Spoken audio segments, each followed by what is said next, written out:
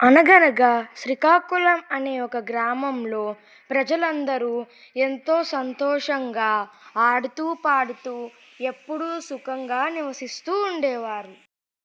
ఆ ఊరిలో అన్ని రకాల సౌకర్యాలు దొరుకుతూ ఉంటాయి. అక్కడ దేనికి లోటు ఉండదు. బంగారం, వజ్రాలు, ధాన్యం అన్నిటికీ ఏమాత్రం లోటు ఉండదు. కానీ ఆ ఊరి ప్రజలందరూ సాయంత్రం 6 గంటలు అవ్వగానే అందరూ భయంతో పరుగులు తీస్తూ ఇంటి లోపలికి వెళ్ళి తలుపులు మూసుకునేవాళ్ళు. ఎందుకంటే ఆ ఊరిలో ఒక పాడుబడిన ఇల్లు ఉండేది. ఆ ఇంట్లో నుంచి రాత్రి 6 కావగానే అక్కడి నుంచి ఎన్నో భయంకరమైన శబ్దాలు, గజ్జెల శబ్దాలు, ఏడుపులు, గట్టిగట్టిగా నవ్వులు వినిపించడంతో ఆ ఇంట్లో దెయ్యం ఉందని ఊరి వాళ్ళందరూ నమ్మేవాళ్ళు.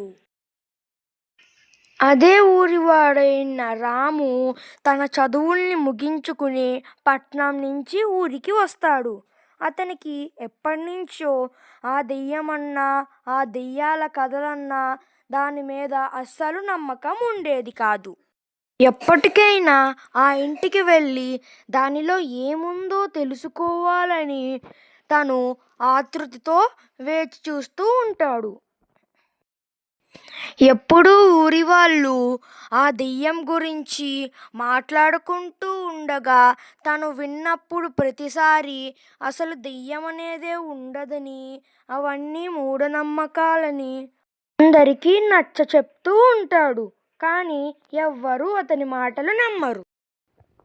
ఒకరోజు రాము ఇప్పటికైనా నేను ఈరోజు రాత్రికి అక్కడికి వెళ్ళి అక్కడ ఏముందో తెలుసుకోవాలని నిర్ణయించుకుంటాడు.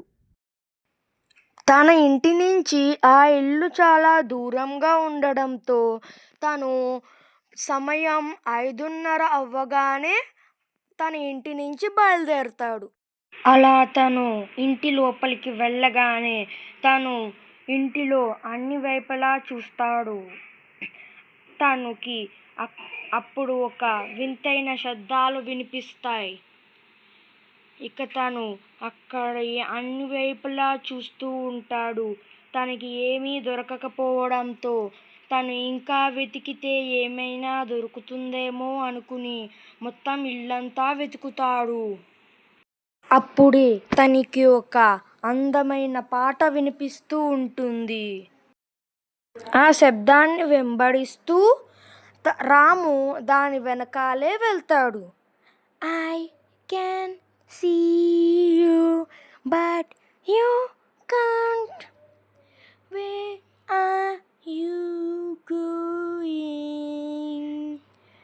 Come with me, my name is.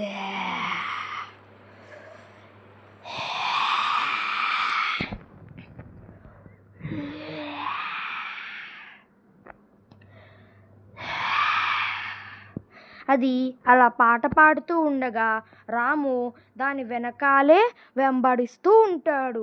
ఆ పాట రాముకి చాలా మధురంగా వినిపిస్తుంది. కొంతసేపటి తరువాత ఆ దెయ్యం ఆగి రాముతో మాట్లాడడానికి ప్రయత్నిస్తుంది. ఆ దెయ్యం రాము ధైర్యానికి మెచ్చి తనకి జరిగిన అన్యాయాన్ని ఇంకా తన కథని మొత్తాన్ని రాముకి చెప్పాలని అనుకుంటుంది. తను రాముతో ఇలా అంటుంది. నా పేరు రాధా. నేను ఇదే ఊరిలో ఇదే ఇంట్లో నివసిస్తూ ఉండేది. ఒకరోజు రాత్రి కొంతమంది నన్ను అన్యాయంగా చంపేశారు.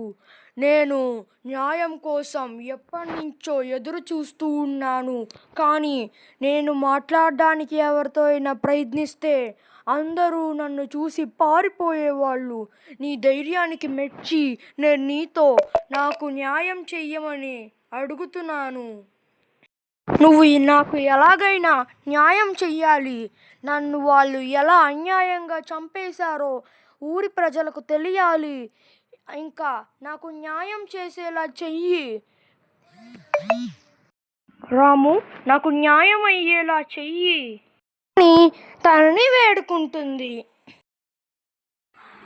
వెంటనే రాము ఊరి పెద్ద దగ్గరికి వెళ్ళి జరిగిందంతా చెప్తాడు.